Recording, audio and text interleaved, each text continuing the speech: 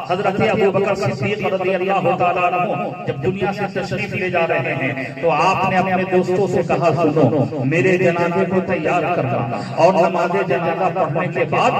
جنازے کو لے کر کے سرکار کے روضے مبارکہ کے قریب حاضر ہو جانا اور ہونے کے بعد حضور کی بارگاہ میں سلام پیش کرنا اور کہنا یا رسول اللہ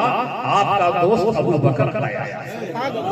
آپ کا دوست ابو بکر آیا ہے، اگر اجازت بارگاہ رسول سے مل جائے تو سرکار کے پہلو میں ہمیں دفن کر دینا، ورنہ مسلمانوں کے عام قبرستان جنت البقیع شریف میں ہمیں دفن کر دینا۔ اللہ اللہ، بتانے والے یار بارے مصطفیٰ ہیں اور سننے والے کون ہیں؟ تمام صحابہ کرام ہیں۔ اس میں حضرت ابو بکر صدیق بتا رہے ہیں اور سننے والے حضرت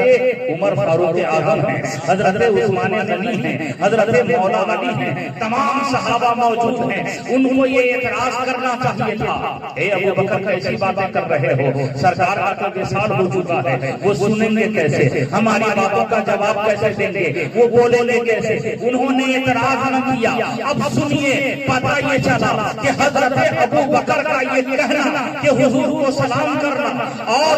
میرے تعلق سے اجازت لینا، اگر اجازت مل جائے تو پہلوئے مصطفیٰ میں ہمیں لٹانا، ورنہ مسلمانوں کی عام قبرستان میں لٹانا، یہ ان کا کہنا اور صحابہ کا اس بات کو مان کر کے یہ عمل کرنا اس بات کی دلیل ہے کہ ابو بکر کا بھی عقیدہ یہی تھا، صحابہ کا بھی عقیدہ یہی تھا کہ نبی زندہ ہے، اور اعلیٰ حضرت کا بھی عقیدہ یہی ہے نبی زندہ ہے، ہمارا بھی عقیدہ یہی ہے۔ اللہ اکبر،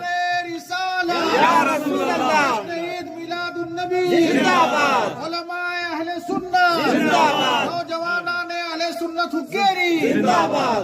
زندہ ہے بندہ، زندہ ہے بندہ، میری چشم عالم سے چھپ جانے والے